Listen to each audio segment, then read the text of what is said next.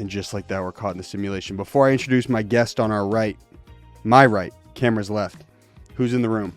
We'll start with our engineer. That's not my name. That's all you got today, man? You killed it last time.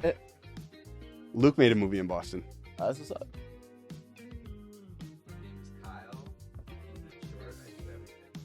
Great.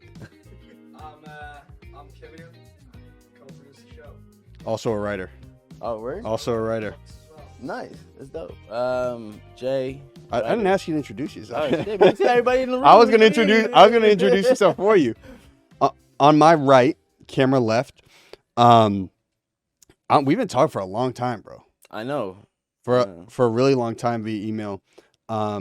Just because sometimes I get deep on the IMDb pages, and it's always nice seeing someone from the East Coast. And honestly, I see a lot of people from Boston out here making waves, making moves, but not so much Rhode Island. So I was fucking pumped to find your stuff, was it your bibliography? Is that what you call it?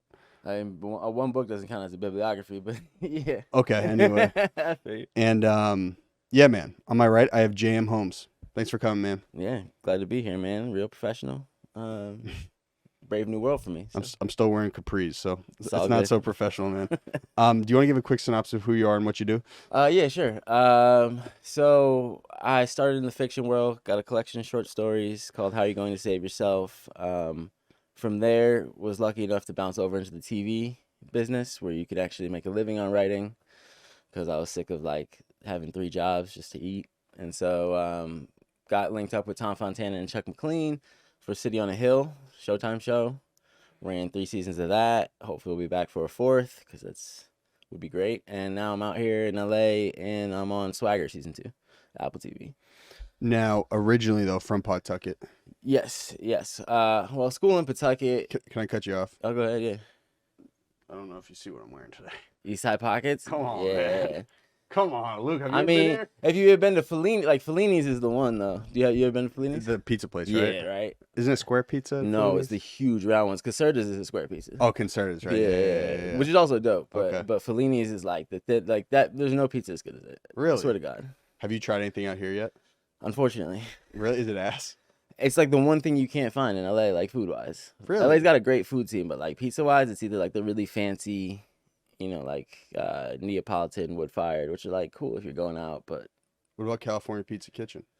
I mean, it's like running the middle grade. It's good, but you're East Coast, Come on, man. Yeah. Like, Well, I'll be honest, dude. I think we were talking with Johan Lennox about it. We had an artist on recently, and I didn't know there was actually such thing as a Boston style pizza. Like that's the way people actually prepare pizza. And I don't.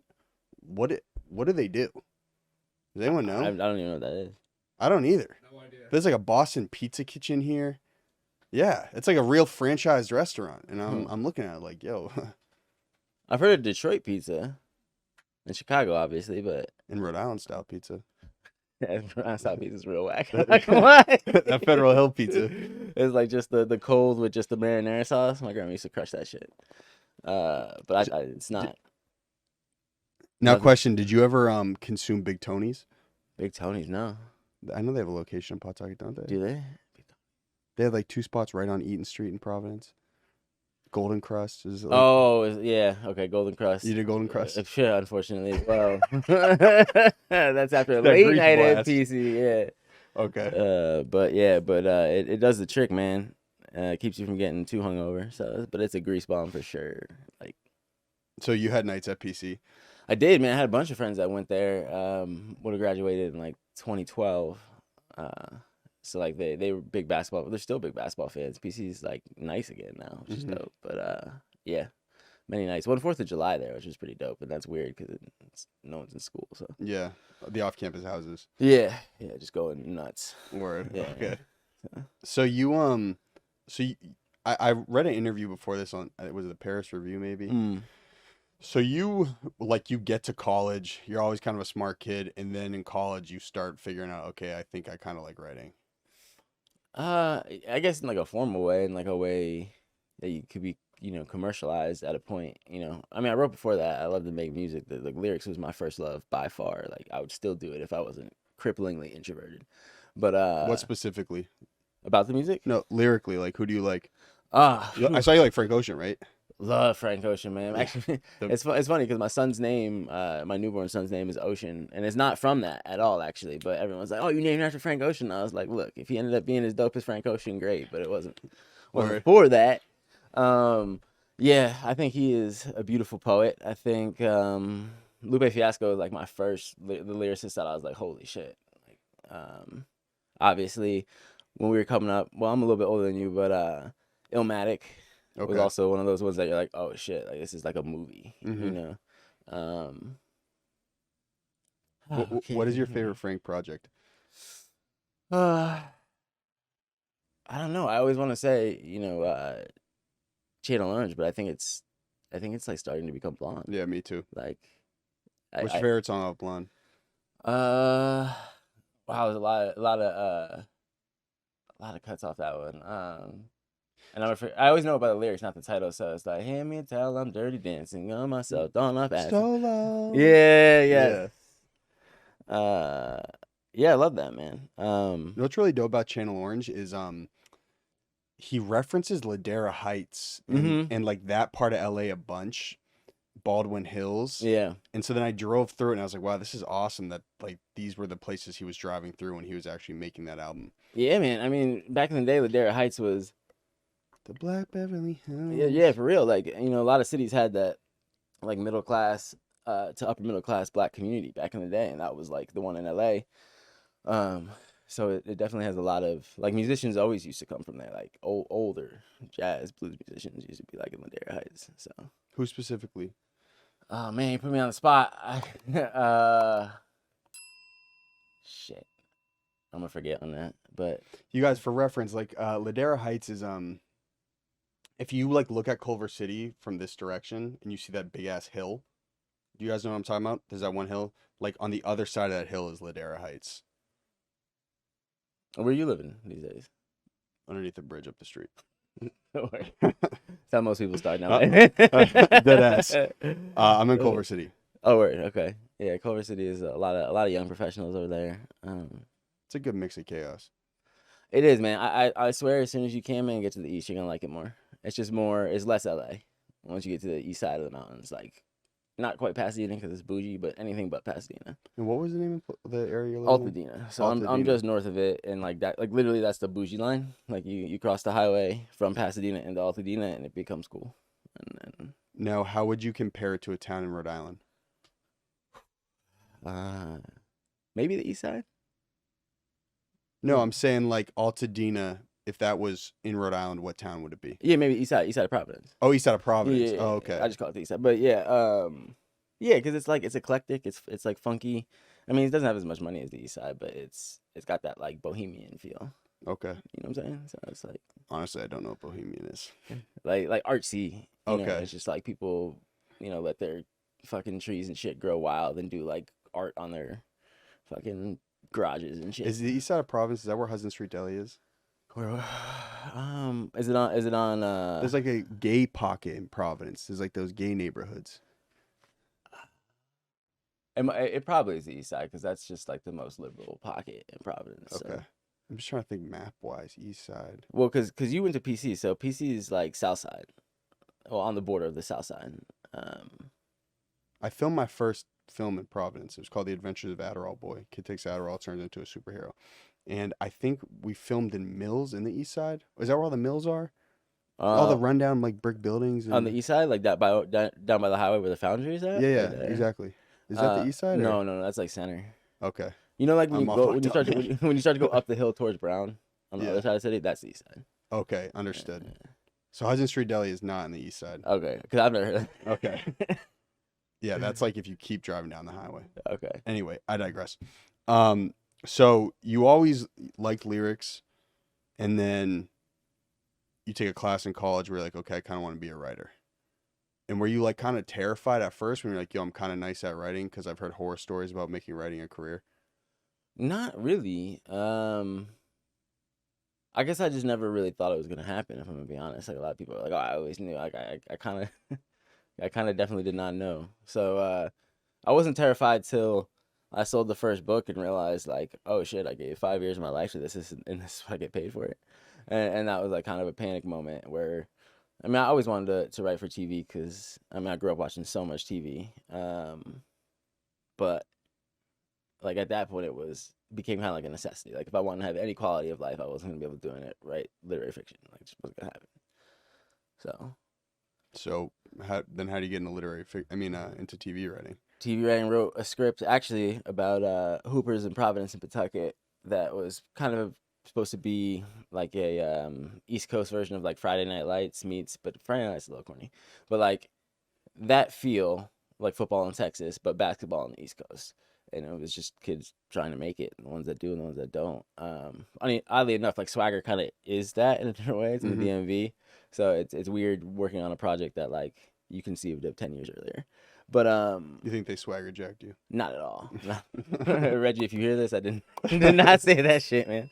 No, it's been real cool to write for it because it's just right in my pocket. Like it's just my life. So, but yeah, so wrote that. Then my literary agent left her small boutique agency, went over to ICM, and ICM is one of those agencies that just like can get people in. They have just a long Rolodex.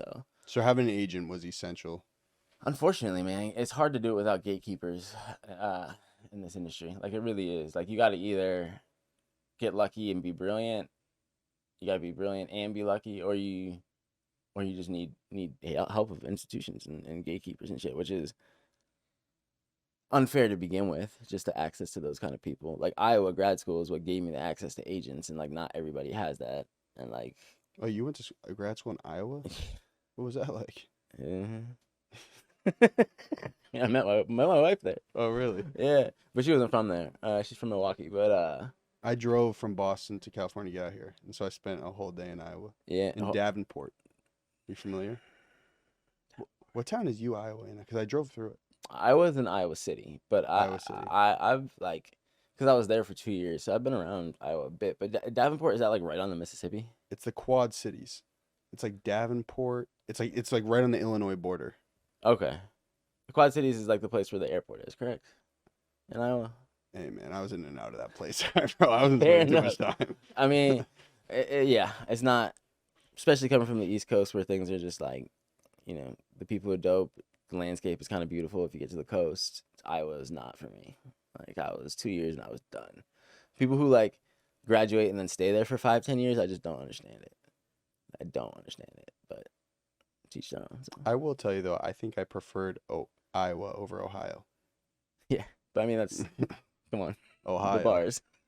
If you guys just want to ask for depression, just spend a couple hours there. Holy shit. Yeah. I mean, the flyover states, as everyone in Iowa who wasn't from the Midwest would call it, it is actually like bleak. And I've driven through, not quite coast to coast, but I've driven from Iowa to Rhode Island a bunch, and then from Iowa to Cali. So you haven't done it in one shot. I haven't done it in one shot. I've done it in bars. How long did it take you? Well, Kill, is that the route you took? Okay. South Dakota's kind of bleak too, though, till you hit the Badlands. Like, yeah. Did you get to check out the Badlands though? Yeah. That's dope. Covered in snow though, so we couldn't. I'm unfamiliar with what the Badlands are. There's that movie, famous movie, like someone who's a film person. Call Badlands. Yeah, who's It's, Sheen. Sheen. Martin Sheen. Yeah. Check out but that's weird because it really doesn't seem like it takes place in Badlands all that much, like till the last 20 minutes or whatever. Yeah. The Badlands like kind of is giving me Fallout vibes. Is that kind of what it's like? Or am I cooked? You know what I'm talking about? Like it seems like it's like an apocalyptic wasteland desert, or am I brain dead? Don't laugh at me, bro. There is. That's what I'm saying. No, that's. Oh, is that what it is? I'm off the gas, man. The city's turning me out. It's fucking crazy here, man. Oh. Anyway, so you go to Iowa, you meet your shorty, and you're like, yo, listen, trust me, one day I'm gonna be a big TV writer. No. So how's it go down? How's it go down? I was like still in shape from basketball and like. Oh, were you playing ball out there?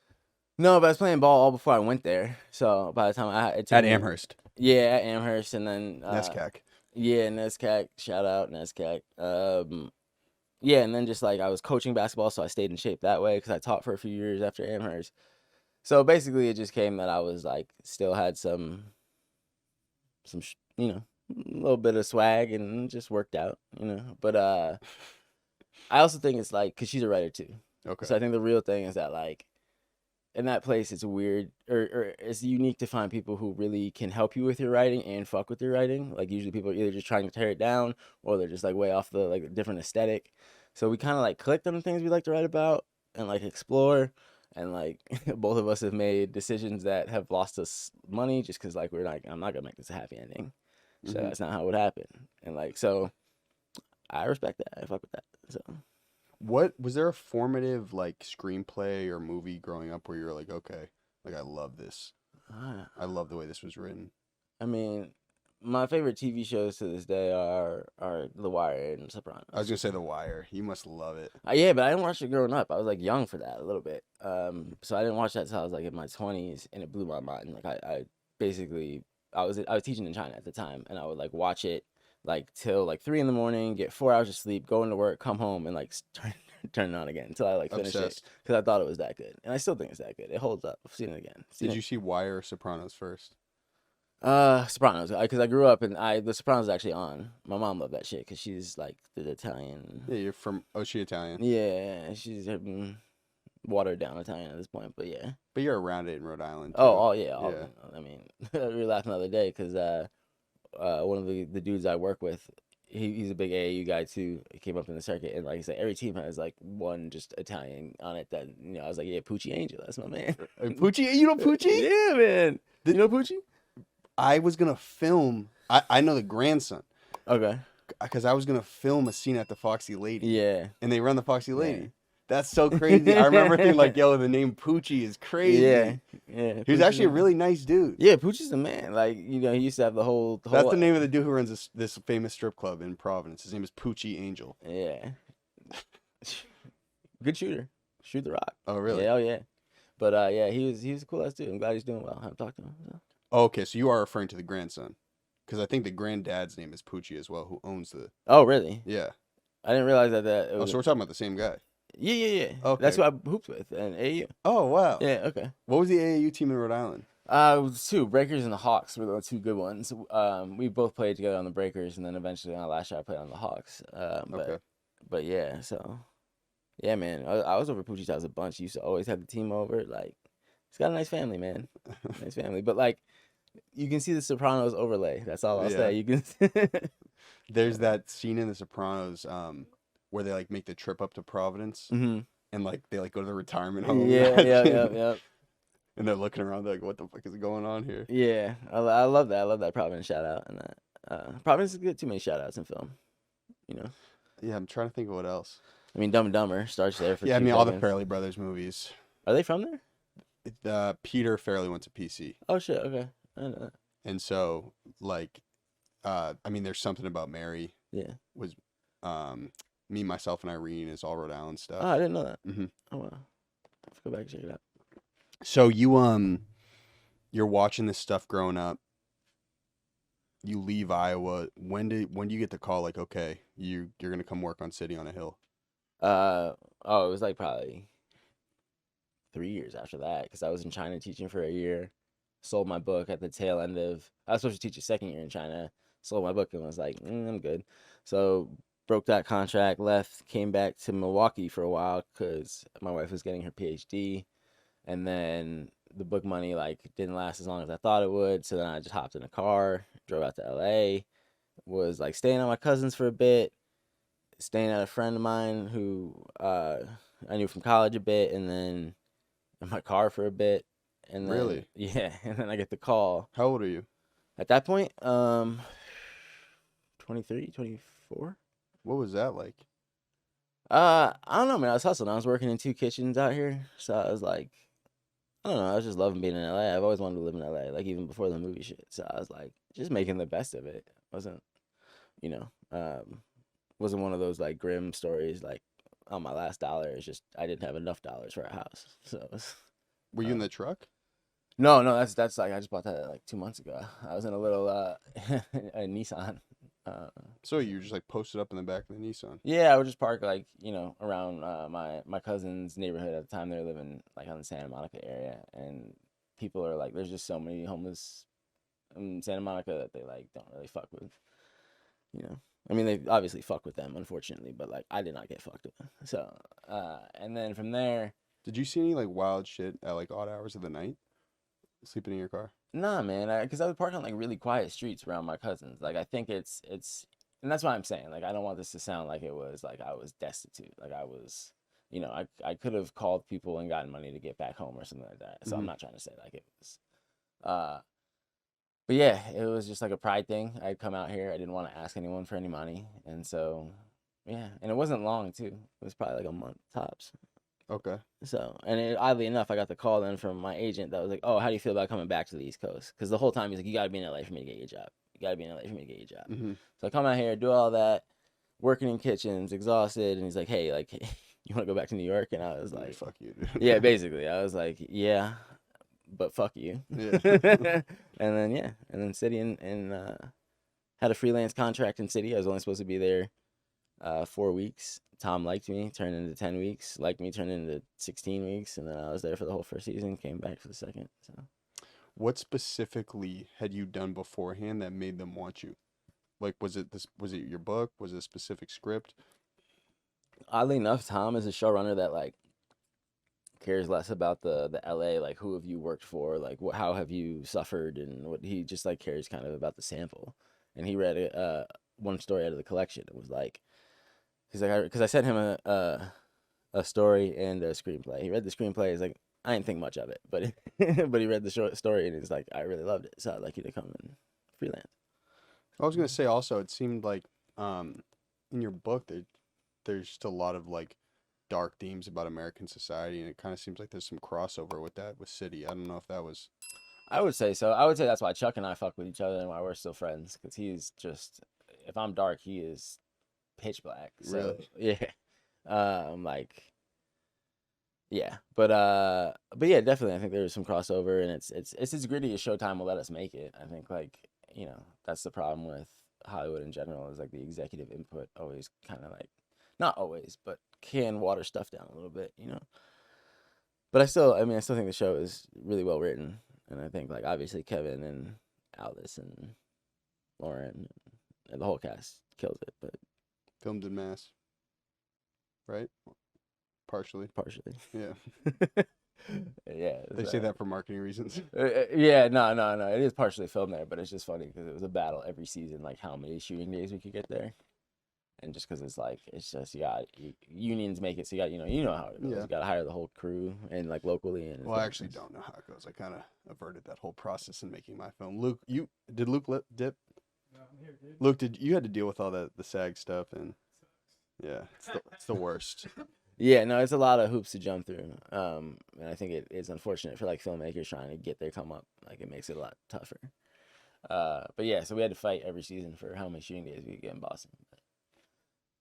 So how does that process work with you once the script's already developed? Are you still on set when they're filming in case there are tweaks or? Yeah, well, with Tom, yeah. I'll be honest, I don't know who Tom is. Tom Fontana is he's the showrunner, so he's the big boss of City. Got it. He's the one who deals with like the executives, and then he also did Oz and did why am I forgetting it? He's gonna Saint Elsewhere, like before Grey's Anatomy, there was Saint Elsewhere, and but anyway, yeah. So like he does things really unorthodox. So he likes people who don't come from the Hollywood world in terms of writing, to keep it fresh, and then he also like really likes writers to go to set so they have ownership over the product. What's being made? Yeah, exactly. And so, I mean, I think like 2 years on that project is probably giving me as much experience as like 5 years on another project. Because especially in LA, they hate writers to go to set because they got to keep paying them. So they usually cut you at 20 weeks and then you're done. So are you like, City's doing well, it's a successful show, you're providing writing input, you're kind of like building trust with everyone else, then how do you get the call for Swagger? Is that just like you worked with someone on City, or? No, that was just back to the drawing board. In terms of just taking meetings for other shows or whatever, and I think because my sample, that basketball show I had told you about, like was so in line with the project that when Reggie, the showrunner, big boss of Swagger, read it, he was like, okay, This like, is dude from New this York you were makes talking sense. about on the phone? Yeah, from Okay. Bronx, yeah. Cool ass dude. But yeah, so like I think he read it and it just made sense. Like if there was any job that I was ever gonna get in this industry, it was that one. Like a lot of these I'm unqualified for. I've never been an FBI agent, but like played AAU basketball, got recruited, went to college. Um, so yeah, I think And it's loosely based on Kevin Durant's experience, yeah. very loosely, but yeah, Okay. he's one of the EPs of it, which is cool. Although the season he's had, he hasn't been like as active on Twitter promoting anything because Understood. yeah. But so creatively, like, is he like, I kind of want this to be in the show, and then you guys? No, he's not that hands on with it. I think he might have been season 1 a little bit more, but this season it's been just pretty much all Reggie and then input from Apple. So Cool. I'm just trying to ask writing questions for you guys. Do you guys have anything for him? I mean, 2/3 of these guys are writers, so I do. go ahead. what kind of stuff do y'all write? Well, what I'm really interested in is to hear how you got your literary agent, because I'm in the process of finding one with the last book that I wrote. Yeah. It's different. Oh, it's super difficult. Hold on, I don't mean to cut you off. So what Killian asks is, how did you find your literary agent? Just so we have it on mic. Yeah, definitely. It is crazy tough, man, and that's why like the MFA is the path I see most people do it. And obviously that's like a crapshoot too, and there's a bunch of luck involved in getting into one of those. But I did have a friend in New York, who really he just like kept going to literary events, and like kept meeting people who were either like editors of like magazines, like the Paris Review or like whatever, Callaloo, whatever the publication, and just kept going to those events and being a presence. And then eventually like he got like calls to freelance for those magazines, and then from there just like parlayed it into like, oh, you had that really nice article in the New Yorker, so here's it. You can get an agent off of like that kind of stuff. So it's really just a hustle, just being around it, but it is a grind regardless. Have you felt being from the East Coast and being out here has been beneficial? Like, do you think you have certain behaviors that you grew up with that people don't necessarily adopt out here? What do you mean? I honestly don't know what I mean. I I think what I mean is like, yo, are all people from the East Coast savages and everyone out here lazy? Nah, people out here are like more corporate. They're Systematized. yeah, they're not as like even the Let me fact bite that your eyes out. not even it's not even a grit thing. It's like it's just like it's sometimes it's a creativity thing. I feel like even the fact that like you made a film and you just hustled the money.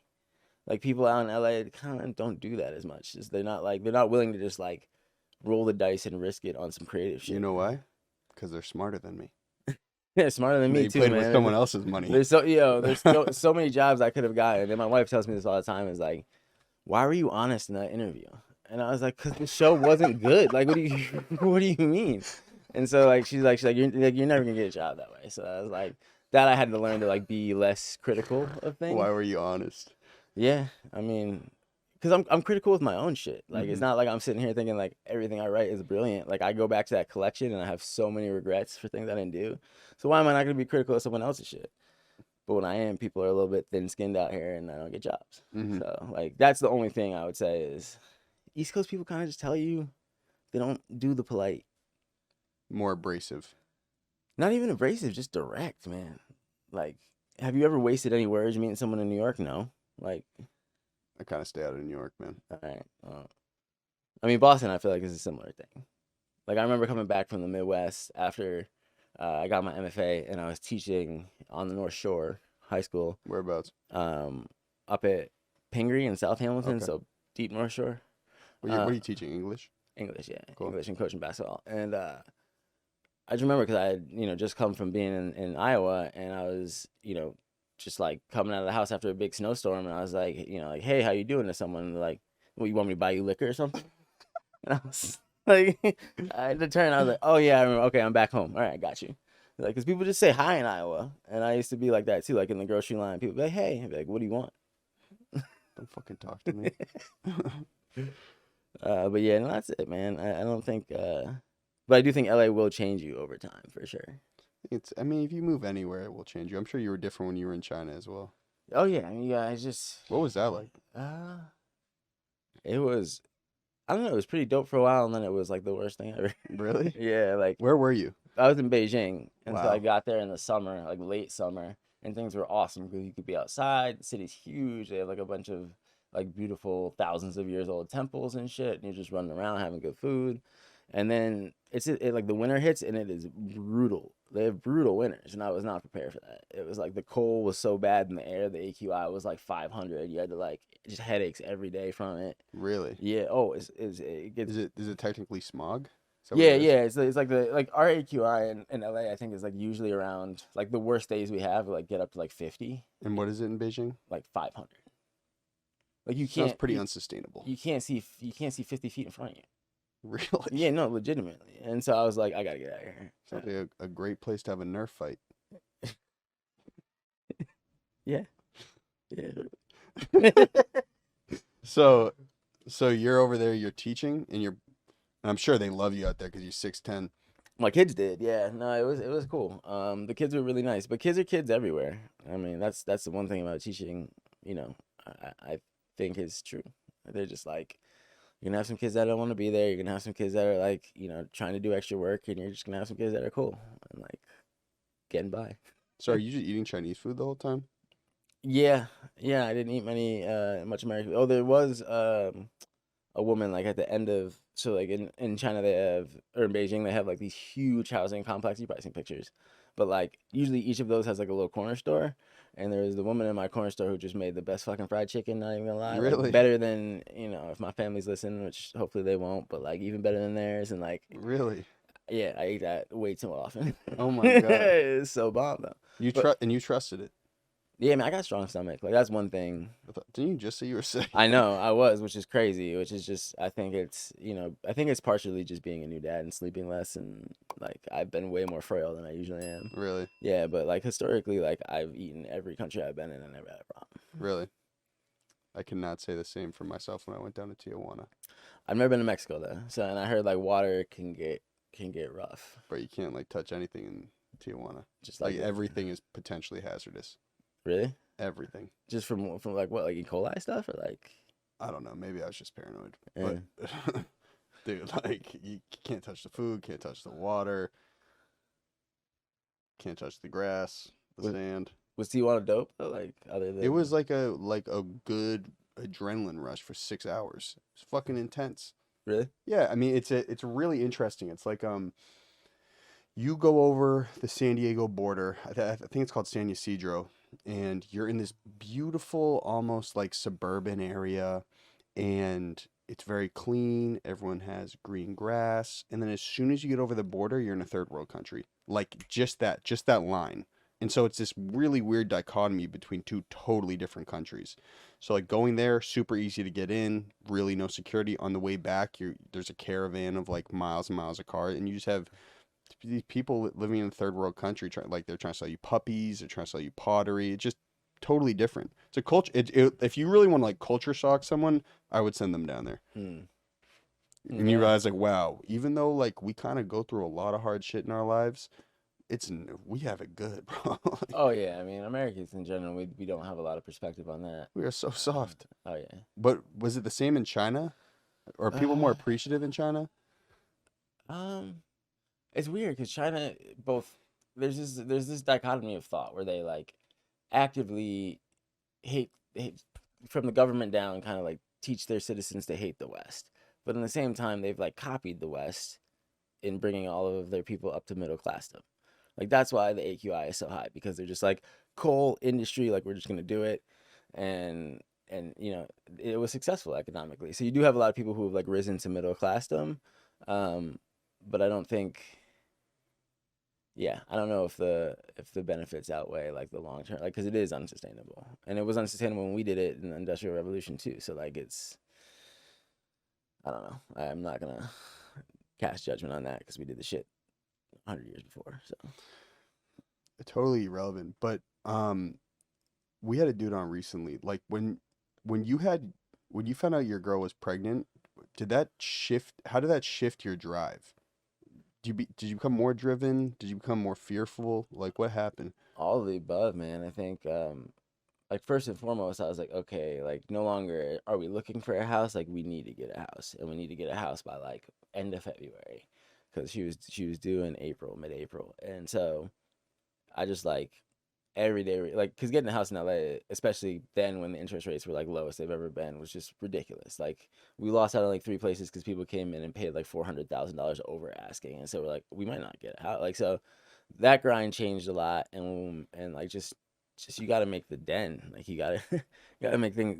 You got to make sure you have a place to stay and food and all that. So yeah, the grind changed more from like what do I want to do creatively to like how can I provide.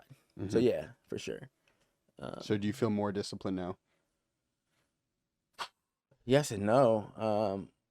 It's tough though, because like in our industry, as you know, it's not about what you're doing right now. It's always about what's next. Like it's like what's your next idea. So it's like it's hard because like yes, I'm more disciplined in terms of like keeping a staff writing job and like uh continually taking those bullshit general meetings and just doing all the stuff that'll get me the next job. But like in terms of creatively pursuing the things I want to pursue, I just have had to cut that out. So I don't know if that's discipline or just like an unfortunate casualty of the situation. It's probably just short term though. I'm sure eventually you'll get back to creating whatever you like to create. I think so, man. But like having a baby and having a mortgage, like show TV money is like good money, but it's really just enough money for that. And so it's like before we had a kid, we saved a lot, because we were just like two people and a dog. So and we were renting places that were relatively cheap for the cities we were living in. Uh, but now it's like every month it's like we once we pay all the bills, it's like $100 in that account, and so it's nerve wracking. Mm-hmm. Um, but once we get financially solvent, yeah, it'll change because like she wants to go write another novel as well. Her novel came Is out. she a TV writer as well? No, she's much smarter than me. She's in fiction full time. Her debut novel came out in July Okay. this past year. Was it called Harry Potter? I think we both wish it was. That'd be awesome. No, it's called The Comfort of Monsters. Good book. Beautiful book. Sad book. Kids book? No. Okay. Dark book. Dark book. Got it. So how old? So you have is it a son or a daughter? Son. So how old will your son have to be when he can read The Comfort of Monsters for the first time? That's a great question.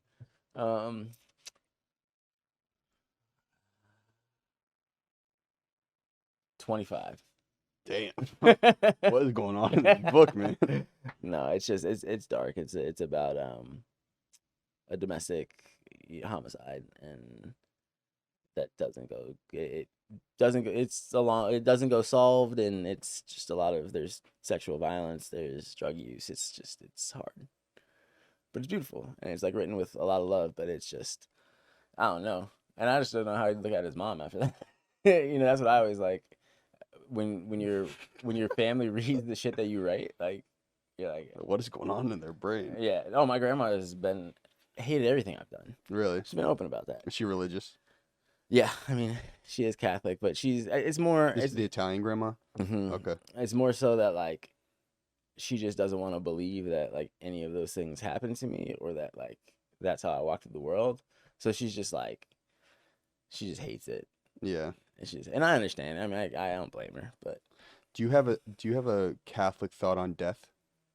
Because I have found people who are raised semi-Catholic, that's the one thing that they carry with them throughout the rest of their life, is the Catholic ideology of death. of like heaven. Well, like at some point you're gonna meet your maker and you're gonna have a conversation about what you got done here or what you did here. Oh man, I wish that was true. Um, both do and I don't wish that was true actually. No, I don't believe that. I think I don't know. I'm still figuring that one out. I'm very agnostic. Like I wish I had the faith, like especially on my dad's side. They're all Baptists. Like before my dad died, he was like, "Actually, going back to school to become a pastor." Wow. Yeah. So they have like a crazy amount of faith that I think gives them a lot of strength and resiliency. That like I don't like when times are worse for me, I don't pray. Really? No. And like I think that's kind of like a superpower if you can. 'Cause I think it's like a form of meditation almost. You kind of Believe. yeah, for sure. Wish I had that, but nah. Belief is critical. Yeah. to any Yes. sort of success. I agree with that. I agree with that wholeheartedly. And like, yeah, I mean, I guess, back to an earlier question, is like, I always believed that my writing was good. Just didn't believe that I was gonna like make money off it necessarily. Like, I Mhm. think you gotta believe in whatever your craft is. Like, otherwise, I why think do you have it? to delusionally believe in yourself. I honestly think that it's Hmm. so easy to pull something down or pull an idea down. Okay, I got it. Yeah, you can just understood. um, so what are your thoughts on death? What happens? Man, I- it's over. Lights are out. Really? Lights out, done. Yeah. So why do we even stress about the day to day then? If all the same thing's gonna happen. Because there's some beauty in between, man. That's like the only thing I can hold on to. I mean, the good moments, they can feel kind of infinite if you stay in them. But I struggle with that, man. Like when things are going dark, I'm like, why am I even fucking showing up for the show? Mm-hmm. It's like the whole script got rewritten. I just spent fucking 5 weeks on it. Like, why am I doing this? But yeah, man. I don't know. Searching for the beauty. Why? What do you think? I think there is a divine power.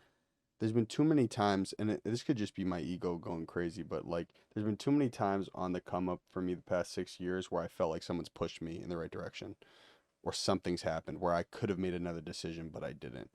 Um, and I do think that there's going to be some sort of evaluation. I think someone's going to be like, "Yo, did you like execute on all the things that like we put in front of you, all the blessings we gave you?" That's kind of what I think. Yeah. I don't know if it's in a form of like a old white dude with a beard. You know what I'm saying? Yeah. I think that's a little corny sometimes. Like I was having a conversation with a Catholic dude recently, and mind you, my family is Irish Catholic. I was like, bro, how could you believe that Moses is real? Like, how is a dude gonna spread a sea with his hands? He's like, you just gotta believe, man. I'm like, what, bro? Yeah, I don't know. I mean, don't get me wrong. I think there's wisdom in It's a good belief book. It's like a good yeah, mandate, you know?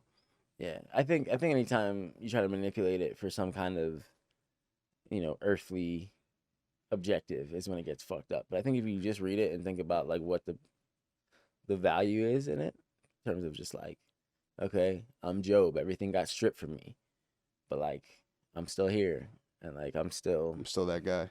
yeah, like I'm whatever it is, I'll rebuild it. It's like David and Goliath. It's like the Yeah, underdog can still catch the W.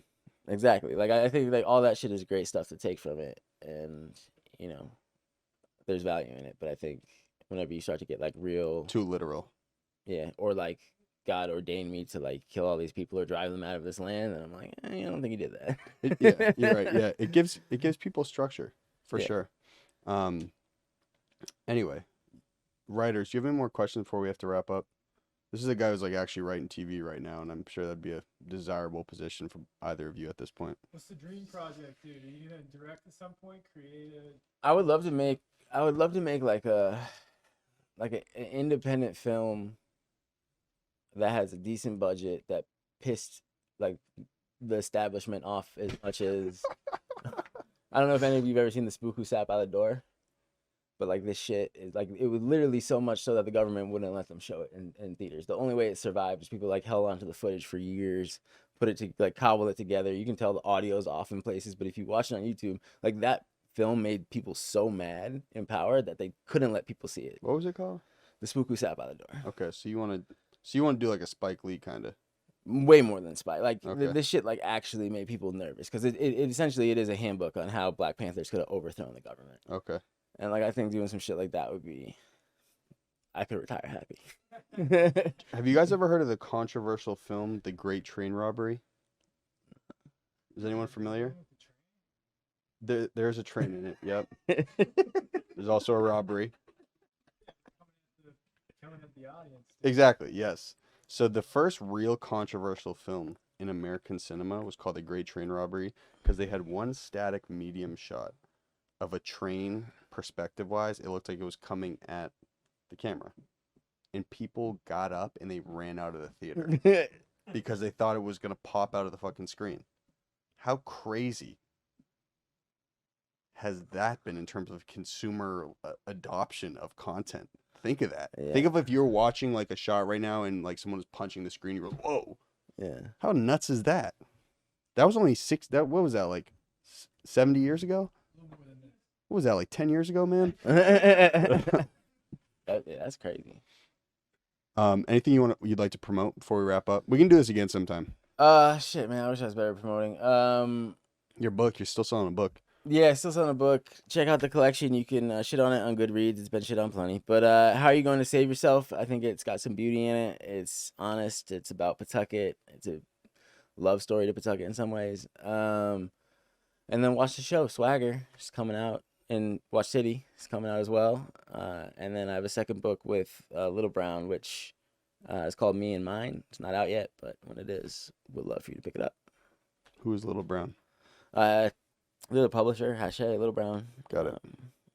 But One more thing I want to ask before we wrap up here. How do you sell a book? You sell it to the publisher?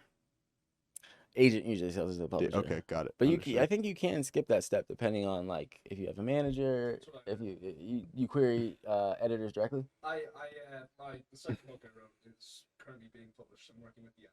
Oh, beautiful, yeah. Yeah. Yeah, I mean that's a good way to do it too, because agents just take a cut at the end of the day. So like, if you have a good agent, great. If you have a shitty agent, like just bypass it, go letter, 100%. All right, man. So this is how we start and end the show. I'm gonna say it once. I will not repeat myself. Please execute on the first time, so we can get out of here and I can get you a sweatshirt, because I did get you one, but I got you an XL. I kind of got a feeling. No offense, you're just a bigger guy than I imagined. Double X, yeah. All right, I'm gonna run to the car. You have to say this. Hi, your name. Jam. Hold on. And this is my golden hour. Directly after No Break, hi, your name, and that was my golden hour. Okay. Hi, my name is JM. Slate to the camera, yep. Slate. This is Hollywood. All right. Hi, my name is JM, and this is my golden hour. Hi, my name is JM, and that was my golden hour. Boom. Well executed, man. But his last name is Holmes. Like, you go by JM Holmes, yeah? Yeah, I do go by JM. Anyway, all good, man. Gio, we're all set, man. Thank you. Appreciate it, man. Thank you.